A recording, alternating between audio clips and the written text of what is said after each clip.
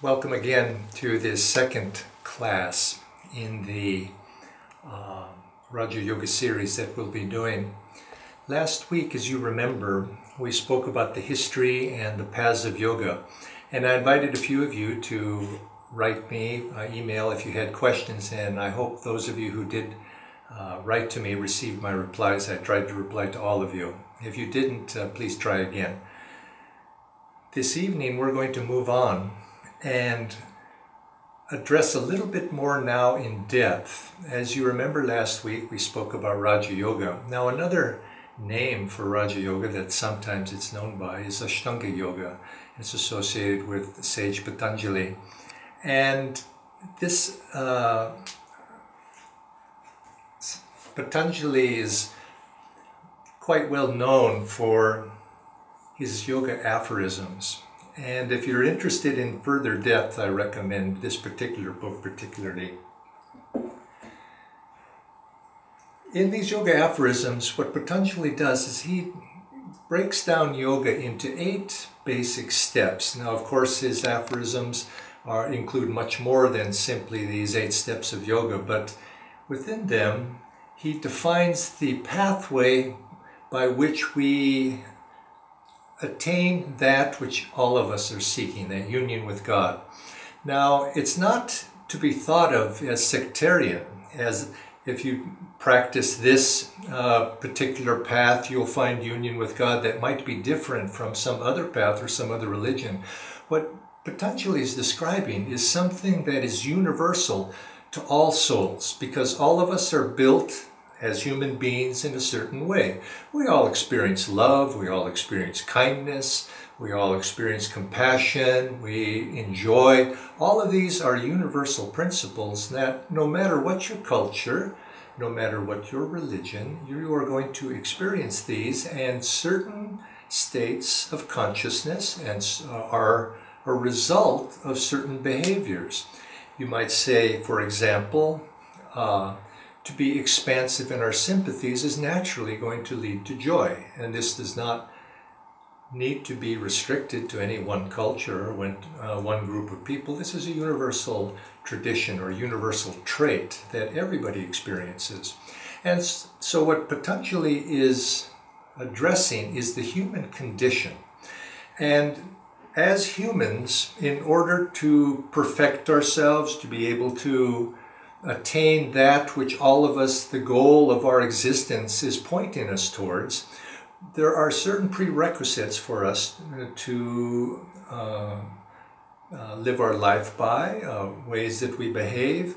And as we do this, and as we expand our awareness, and as we spiritually develop, there are certain stages of the soul will begin to go through in order to attain that bliss or that oneness with the divine that all of us are seeking. Now, it must be understood that when we look at these 8 steps, it's not as if we need to perfect step 1 in order to be able to continue on. I mention this because one of the beginning stages, you might say in the first step, Yama, such things as non-violence, non-stealing, non-greed, and so on. I once was speaking to a fellow and speaking with him and how he was doing in his yoga practice, and if he was meditating and concentrating, and he said, "Oh, no, sir, I cannot do that. I'm still working on nonviolence," or perhaps it was non-lying, or one of the truthfulness. He says, "Once I get that perfected, then I'll take up my meditation practice." And I had to remind him that perfection is in any one of these things will ultimately lead to perfection in all of them. And of course, if you wait to be perfected, in this case, let's say in truthfulness, he may be waiting quite a long time. But even in that, meditation, concentration, these things are necessary in order for us to be able to attain that perfection and even these basic qualities. So we will go in next week into a little further discussion of these Yamas and Niyamas. But this week I want to outline the basic steps, you might say the blueprint, by which we trace our development back to that universal consciousness we are all seeking. But before I begin, I need to step back just a little bit and discuss a few of the concepts that must be understood in order to understand these steps. Last week I mentioned the beginning of the Yoga Sutras. Now we come to the study of yoga. And then the second one, Yoga's Chitta Vritti Narod. Yoga is the neutralization of these vortices, vrittis of Chitta. Now the question comes up, what is Chitta? Because it is this that we're trying to neutralize, or you might say bring back to evenness, to calm the Chittas. Often these vortices, these vrittis, are described as waves, and it's an apt metaphor. And because the waves, the ups and downs, we're trying to bring them as if a very rough, turbulent sea is being brought to a state of calmness. That, you might say, the wind that is blowing on the sea whips up the ocean into waves, and we need to calm that wind when ultimately we bring the sea back to a state of calmness. Now, when we speak of Chitta, this raises another question. Chitta is an aspect of consciousness, and so to understand what Chitta means, we need to understand it in relationship to the basic elements of what it means to be conscious. There are 4 elements. Paramahansa Yogananda described these and gave an image for this, which I'll explain. The first one is mon, which is mind. The second is buddhi, intellect. The third, ahankara, ego. And the fourth is chitta. Now, mind is that aspect of our consciousness in which we perceive reality, or so-called reality. We perceive the world around us through sense impressions. And so impressions will come into us and we receive them, the senses process them, and the mind perceives all of the data that is coming into us. Yogananda liked to use the image of a horse. We see the horse, but we don't conceptualize it as a horse. It's merely the impressions. It's the intellect, buddhi, that decides, upon analysis of the data, decides this is a horse. So we have the mind, and then we have the intellect. Then the ahankara, the ego, comes in and says, it's a horse. It's my horse, as opposed to his horse or someone else's horse. There's a certain identification with that horse as to whose it is and my relationship with that which I'm perceiving outside of myself. Then the fourth aspect of consciousness is this is chitta. And it's this chitta that is the one that causes the bondage, you might say. Because what chitta is that subjective ego likes and dislikes of what we perceive. We look out at the horse and we say, that's my horse, I like my horse. Or I don't like something. I like it and I dislike it. It's the likes and dislikes, the subjective, reactive process to life around us. And it's this that whips up the waves of the ego. It's as when the ego, you could say, as Patanjali does in his yoga aphorisms, he goes on in the very next aphorism to say, when the chitta is calm, if we've neutralized the waves of chitta, it says, then the sage abides in his inner self. Then the fourth one, he says, otherwise, the vrittis cause the indwelling self to assume forms. So you could see, it's not so much the ego that is the motivating or the active element here. It's the chitta that blows upon the ego and whips it up into these attachments and desires. And so the process of calming this chitta, these likes and dislikes, bringing them back to a state of neutralization, of calmness. This is the science of yoga. These are the techniques of yoga. And it's important for us to understand this, because when we are practicing yoga, we need to know the purpose. What is the purpose? What is the direction? And as we begin to speak about the next week, the yamas, the niyamas, and as we go through the various lessons in this series, we want to continually reference back to the purpose of what we're trying to do. And I'll explain a little bit more about this next week when we go a little bit more deeply into this subject of yamas and niyamas as an example. But when we calm, when that sea is calm, the image is often used of a lake, the image of a moon shining on the lake, and we see the reflection of the moon in the lake. And when the lake is very calm, the water is still, we see that reflection quite nicely. But what happens when the waves are whipped up by the wind? It breaks the image, that reflection of the moon, up into many little parts. And so you might say that this yoga process, this yoga science, allows us to experience the direct perception of spirit, the reflection of that spirit. We can see it reflected quite clearly when the waves are calm. Now, before we continue on into the actual steps themselves, there's one additional element that I'd like to mention to you. And this is, we see the reflection in the lake, and that's an image of seeing physically, and that's an experiential reality that we experience as we meditate. As we begin to go within, we calm ourselves and we begin to experience spirit in terms of light, perhaps. But there are also other ways that we actually have an experiential, an experience of that reality. It's said, and this is something Yogananda explained in detail, that when we meditate, when we practice yoga, that there are typically 8 basic ways that we experience that indwelling spirit. The meditator has these in our life. We experience God in these ways.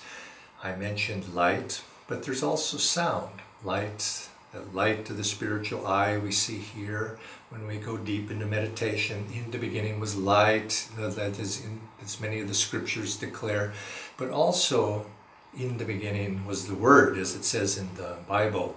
This sound, we see light, we see sound, or we hear sound. But there's also other ways that we experience peace, this the stillness of peace that is often one of the very first ways that we experience. When you begin to meditate, the meditator begins to feel a calm peacefulness that comes over him as the restlessness of the body begins to recede. We experience peace, calmness. I mentioned that, calm peace. Calmness is an inner stillness that's a little bit different than peace, which I'll explain in one of our other lessons.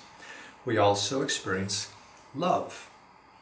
This is universal. Everybody understands when we speak about love, and this is something that when we meditate upon the divine, we naturally feel this indwelling love rising within us in the heart.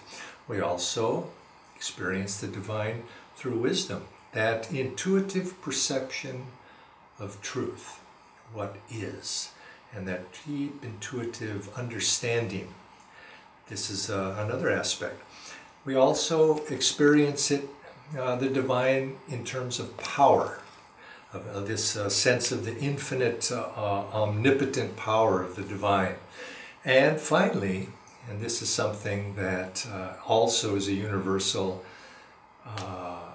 goal that is referenced in many of the scriptures and many experiences of the divine saints, is we experience God as bliss, ananda. And often, sometimes people express that as joy, but bliss is even something beyond joy. Adi Shankara referenced the divine as Sat Chit Ananda, that ever-existing, ever-conscious, ever-new bliss. Yogananda added that element of new because it never becomes old. It's something that is continually new that we experience when we have that realization.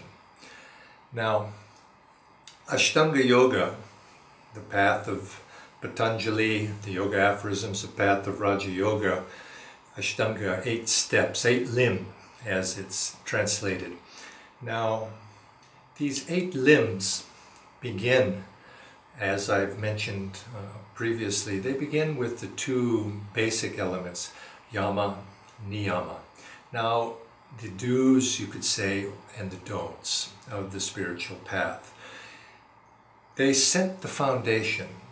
Oftentimes, a person has asked me the question and they wanted to meditate, and what should I do to begin meditation? And I can tell very quickly by their, perhaps their outward behavior, that their meditation, yes, I encourage them and do the best they can, but also there's basic elements of one's life needs to be put in order. We need to behave properly. We need to set a foundation so that the edifice of our spiritual life is based upon strong foundation. Strong pillars hold it up. And so consequently, you have Patanjali, what he describes, he describes 5 yamas, the controls, and 5 niyamas, the non-controls. It's interesting if you reflect that combined the 5 of one and the 5 of other make 10. And in the Western tradition, Moses handed down to the Jewish people 10 commandments. And it's not so much that these are commandments that we must do because of an arbitrary decision of a divine personage in the sky. No, it's not that at all. It's that if we do and behave in a proper manner, we align ourselves in harmony with divine principles. And so it is that we find that, let's say, kindness, for example, it's an expression of love. If we find ourselves being unkind, in a sense, that's harmful. Unkindness is a quality of violence. So to be non-violent, in this case, using an example, ahimsa, which is one of the yamas, it's necessary for us to be able to have that quality of ahimsa in order to expand our sympathies, to be able to feel the love that all of us are seeking. And so what Patanjali begins his Yoga Sutras in terms of these first 8 steps, he describes these things that we must avoid doing. So he sets the yamas in terms of non-doing, ahimsa, so that we don't be violent. Now this has many implications of violence, not just physical, but it's mental, the words that we use and so on. And we'll go into a little bit more of this next week. Also, there's non-lying, or you could say positively, if you were to express that, it would be truthfulness. You could say non-stealing, or not taking anything that's not ours. Here again, if we take something that's not ours, that's not rightfully ours, in a sense we're affirming our sense of lack, we're affirming our sense of incompleteness. And again, we'll go over this more later. Fourth, you could say non-sensuality. Brahmacharya would be the way to express that positively. And the fifth would be non-greed or non-attachment. Sometimes some older interpretations of that say non-acceptance of gifts, but that doesn't quite make sense, which again we'll explain later. The second step of niyama, these also have that same element of setting a very solid foundation underneath our spiritual practice. These are purity or cleanliness, contentment, tapasya, austerity, the introspection, and finally the devotion to the Supreme Lord. Now, these 5 plus the yamas, these 10, together, if we can practice and perfect even one of these, we find that in the perfection of one, ultimately it will bring into perfection all of them, because they're interrelated. We must practice all of these simultaneously, but each of us have individual temperaments. Each of us have individual karmic obstacles that often indicate a necessity for us to focus our attention on one or the other. Sometimes you find a person that is very exalted in one of these characteristics or one of these traits, but on the other hand might have a great hole, you might say, in their understanding of one of the others. And so you find that by working on those things that were strong, our strengths, working on our strengths, we will begin to bring all of the others into alignment as well. And so don't worry if you're still working on one or the other and you feel a sense of lack of one. Don't worry. Working little by little, and even on the other steps that we're going to be talking about, working on concentration, working on meditation, working on pranayama, all of these will help to bring us into alignment. The third step that Patanjali describes is asana. Now, this has been interpreted to mean the Hatha Yoga tradition. Some interpret it that way, but Patanjali didn't speak of it in that, giving it that emphasis. What he spoke about is asana is proper posture, keeping the spine straight. Now, as we go further into the techniques and as we go further into this discussion, you'll understand why. But the spine must be kept straight. Not rigidly with tension, not with muscular control, but in a relaxed way with good posture. Now, posture also, you could think of it beyond physical. There's a certain posture of straightness as well, internally as well, in terms of our attitude. I remember a story from my life very early when I met Swami Kriyananda. It was certainly within the first year of my meeting him, perhaps after I'd met him and been with him for 6 months or so. I had volunteered to help him begin a meditation retreat in the mountains in California. And one day, as I was walking along a pathway, unbeknownst to me, he was behind me. He had come up very quietly behind me. I didn't notice. And he reached around my chest. He reached around my chest with one arm, and with his other hand he put it in the small of my back and pushed in the small of my back and pulled back my chest. And he said very sternly, he says, "Stand up straight. You must learn to stand up straight." His master said, "For God realization." And I took notice, obviously, because it caught me by surprise. And I had realized that he was right. He was right. I was kind of like this, you know, and I didn't have good posture. I didn't stand up straight. And you notice something in your life. Watch yourself. The set of your posture will influence your attitudes. It will influence your frame of mind. And if we keep the posture in an upright, steady position like this, it allows for a free flow of life force in the spine, from the base of the spine up to the brain.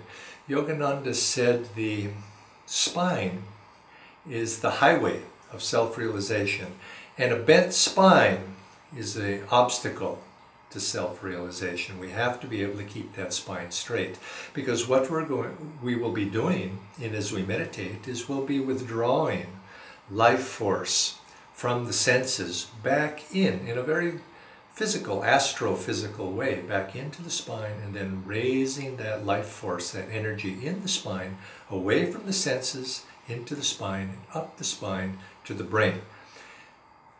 And so consequently, if it's bent and if it's slouching, you inhibit that. But I think take this other side also very seriously. Watch your posture. You'll find that if you're positive, energetic, enthusiastic, there's naturally, what do? You look up. And as you look up, you straighten up. And this is universal. It doesn't relate to one person believing it or not believing it. It's something very physical within us. And so Patanjali says asana. We need to have proper posture. Now, by extension, of course, the science of Hatha Yoga has taken this into a deeper and deeper levels. And Ananda Yoga, the type of yoga that the Ananda tradition teaches in terms of Hatha Yoga, focuses on how each individual posture influences a certain attitude. If we want to strengthen courage, for example, if there's one of the postures, strengthen courage, fill my body cells. We say that, affirm that as we bend to the left and as we bend to the right. You'll find that each posture, if done internally with consciousness, and if you affirm certain attitudes mentally, verbally, they will strengthen those particular attitudes, because the yogis in ancient times who developed these postures were very sensitively to how each of them affected the flow of life force within the body. And if we harmonize ourselves physically with that flow of life force, we find that we can affect change in our consciousness beyond the physical benefits that come with the perfection of those postures. Now, of those postures, a few of them are particularly noteworthy, and I reference those that are associated with meditation. Sitting in meditation to be able to keep one's spine straight, the traditional postures of Padmasana, Siddhasana, Vajrasana is another one. These, if you notice, if you can sit in these postures, they will automatically lock the body in such a way that they automatically keep the spine straight. But don't worry. Many people begin meditation practice and the body does not allow for that ability to sit in those postures. The important point, even if just sitting in a chair, keep the spine straight. And then this allows for that free flow, and keep the mind straight in terms of good posture, mental attitude. In which direction is your attitude pointing? In which direction is the flow of your energy moving? This too, on a subtle level, is posture. Now, the fourth stage or step, limb in Patanjali's system, is pranayama. Now, pranayama is again associated and somewhat related in people's minds with Hatha Yoga in terms of breathing exercises, isn't it so? We practice pranayama. So it's a step, and it's also certain techniques. But Patanjali here was not referencing the techniques of breathing, although there's a relationship, as you'll come to see. What he was referencing was the step of learning to control the flow of life force. Energy control, pranayama, prana control, that prana life force that's moving within the body. And now that we have good posture, we've regulated and harmonized our life, we're now ready to learn to control that life force within us, to be able to direct that life force. Now, this is an essential and critical step on the spiritual path of yoga. I mean it in the sense of learning to control our energy, learning to direct our energy, and before we even do that, learning to be aware of energy. There's a saying, a principle in yoga that awareness precedes control. So if we wish to control the flow of life force within the body, isn't it true? The first thing we need to do is to become aware of that life force in the body.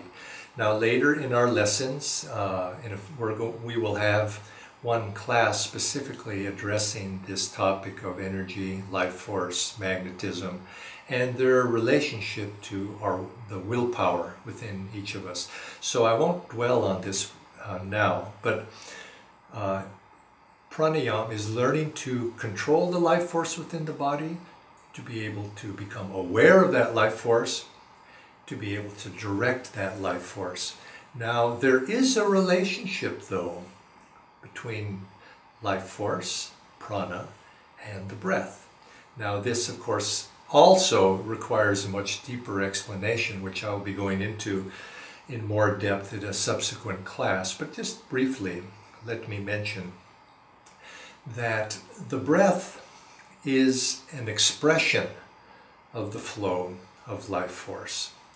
Now, if what we're trying to do in pranayama, if what we're trying to do is to learn to control that life force, to be able to direct that life force, to be able to withdraw that life force that goes out to the senses, to animate them, if that's our goal, and what we wish to do is to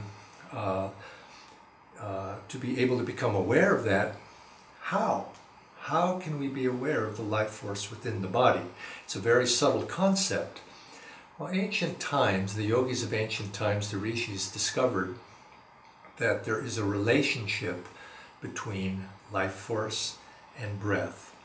And that breath itself is an expression of the movement of life force. And within the body, and particularly within the spine, there are certain nerve channels through which life force moves. Of course, there are many, many nerve channels within the body, going through all the various physical nerves even that we have within the body, but primary ones. There's two primary nerve channels within the spine through which life force passes, up and another one down. Now, as the life force moves up the spine, the reaction of the physical body is to inhale. And notice as you inhale, there's an upward feeling. Whenever you feel inspired in life, you inhale. And you notice as you inhale, there's almost a sense of upward movement. You even look up sometimes. And sometimes you'll even express this in language. I feel so uplifted today. There's this upward flow of life force. Consequently, when you exhale, there is a release. And isn't there a sense of downward movement when you exhale? I feel down today. When you're sad, depressed, there's a downward movement. An up and a down in the body reflects the up and down movement of life force in the spine. And so we can become aware of this movement this way, and this awareness gives us an opening toward control. Now, the rishis noticed that this movement of life force was associated with inhaling and exhaling. And with a little bit of experimentation, you can begin to see that if you learn to regulate your breath in a certain fashion, you can begin to affect your consciousness. Notice that when you breathe very rapidly, it's very difficult to be calm. But then when the body becomes very calm, what naturally happens? The breath itself becomes calm. If you have an inhaling breath that is strong and an exhaling breath that is very weak, you find that there's a certain state of consciousness associated with that. It's in reverse the same thing. So in these various principles, the yogis began to notice that you can affect the state of your consciousness through the use of various breathing exercises. Now, the yoga practices that Paramahansa Yogananda recommended, and the science of yoga, known as Kriya Yoga, works upon these very principles. And later in our class series, we'll be discussing these in greater depths as well. But this pranayama, this relationship between breath and life force, the relationship between breath, life force, and our attitudes, how we express ourselves in life, these are very deep, important aspect of yoga. No successful person in life was without energy, willpower, and these are principles that we'll go into later. The fifth step after pranayama is the step of Pratyahara. Now, this is perhaps translated as interiorization of that life force. Pranayama is control that life force. Now we're learning to interiorize, learn to interiorize that life force and bring it into the central core of the astral physical body. I mentioned in passing that life force moves in the body and animates the senses. Our ability to see is through the various physical senses. Those physical senses are powered behind the scenes by life force. And many of the techniques of meditation, the techniques of yoga, have as their purpose, and I think all of the techniques on some level have this as their purpose, is to withdraw that life force away from the senses, back toward the spine, and ultimately to the brain, upward to the brain.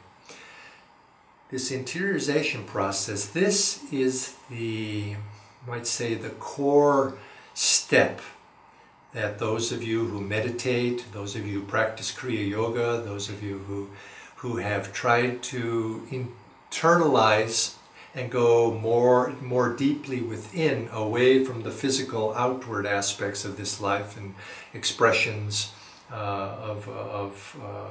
outwardly that we do. As you've tried to go in and explore that inner kingdom, this is the step that we are trying to make. How do we interiorize the mind? How do we interiorize that life force? This is Pratyahara. This interiorization is particularly relevant to the study of Kriya Yoga, because Kriya Yoga are specific techniques that help us to withdraw this life force back into the spine. What yoga teaches is there are a number of ways to do this, and I'm going to break them very roughly into two categories. One that I think is better than the other. The first one is if you had a string on a table. I have a table over here, and if I was to put a string on that table, and I wanted to move that string from this position on the table to that, there are two ways that I could do that. The first would be for me to take my finger, put it on one end of the string, and push it. Now, what would happen if I push a string in order to move it? The string would bend. It would become crooked. It would. I could not keep that string straight. It would be wavy. You can't push the string very easily to make it move. The alternative is to go to the other side of the string, grab the string, and pull it. And if I pull the string, I move the string and I keep it very straight. Now, this relates to many techniques that are sometimes associated with yoga. I can force life force, that prana, to move up the spine, to internalize, to move up the spine to the brain, or I can pull it. I can attract it. If I were to force something, it bends. And this is a symbol or an image of perhaps causing damage. So we do not want to practice techniques in yoga that force. We want to practice techniques that grab the string and pull it. We want to draw the life force back into the spine. So we learned various, in the previous steps we spoke of pranayama. There are violent practices of pranayama that are forcing, causing heat in the body and sometimes causing upset. We don't want to do those, we want to avoid those. We don't want to force. The same thing in asana, hatha yoga, there are exercises that force. There are things that can do violence to the body. We never want to do that. And in the same way in our life, we do not want to exercise force in what we're doing. We always want to, one of the principles of yoga is to work with the natural flows of the body, the natural flows of the life force in the body, and harmonize with them and attract them. And so in the practice of exercises or techniques that will bring about the state of Pratyahara, what we want to do is we want to attract that life force, to interiorize. We create a magnet, you might say. A magnet pulls. And if the magnet has no magnetism, which means, let's say, our technique or our practices are not very effective, the worst that will happen is nothing. But there's no damage. It's just nothing has happened if you have not created the magnetism to make that magnet attractive. But the goal here of Pratyahara is to interiorize the life force, to bring it away from the attractions of the senses, away from the attractions of the outer world that seems so very, very real, doesn't it? It seems so very real. It's everything, this wall seems so very solid, but physics tells us, scientists tell us, it's not solid at all. It's merely space. Atoms, there's a few nuclei and there's a few electrons there, but most of it's simply space. But somehow our senses and our reality in this physical universe perceives it as very, very solid. So we're attracted. We like it, we dislike it.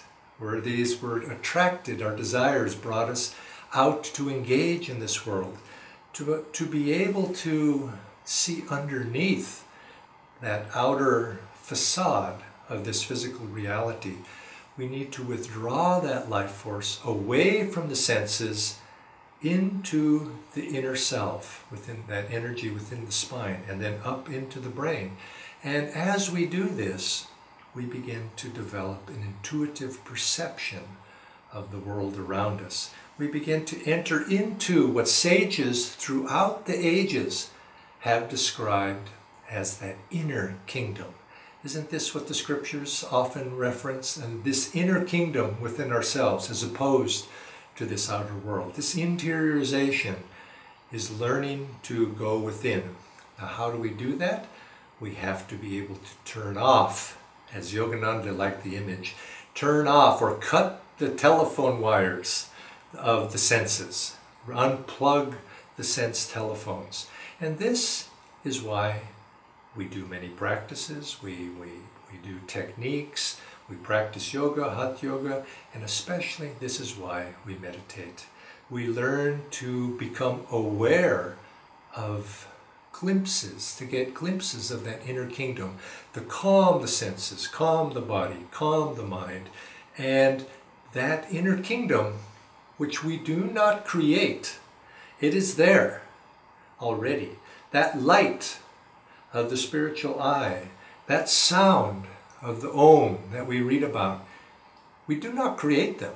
They're there already, but we cannot perceive them because they are obscured by outward phenomena. There's our likes or dislikes or emotions, the waves of restless mind. We learn to calm those and we then begin to interiorize. Now, The sixth step, Patanjali references as dharana, concentration, one-pointed focus of the mind, to be able to place our focused life force attention upon one thing at a time. Anybody who is successful in this world needs to have that power, the power to concentrate.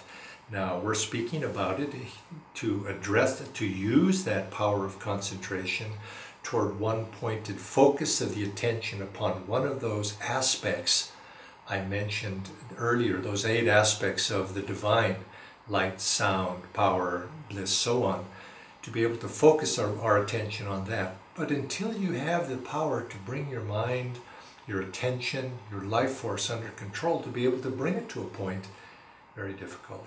It's difficult to focus. So we must have that step practiced and perfected to the degree that we can.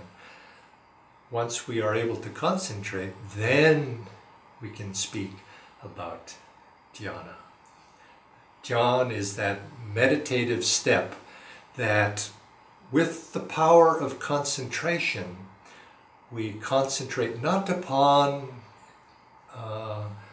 plans, not upon memories, not upon projects. We focus that attention upon one of those aspects of the divine. If we see the light, if we're given the grace to see that light at the spiritual eye, that spontaneously by grace appears there, and put our attention on that and hold that attention, we find that little by little we begin to take on the qualities of that light. We listen to the sound, we begin to take on the qualities of that. Love, we take on the qualities. Notice something. Whatever you put your mind upon in life, whatever you focus upon, you begin to take on those qualities. Swami Kriyananda used to mention this in relationship to jewelers. Now, I don't know, I never have bothered to notice, but he would often say, have you ever noticed that jewelers have bright eyes? And he was saying it's because jewelers concentrate and focus so much on nice pure gems. And they take on the qualities of that sparkle of the gems. Well, it's so. Watch in your life, notice what you put your concentration upon. And that upon which you concentrate, you will begin to take on the qualities.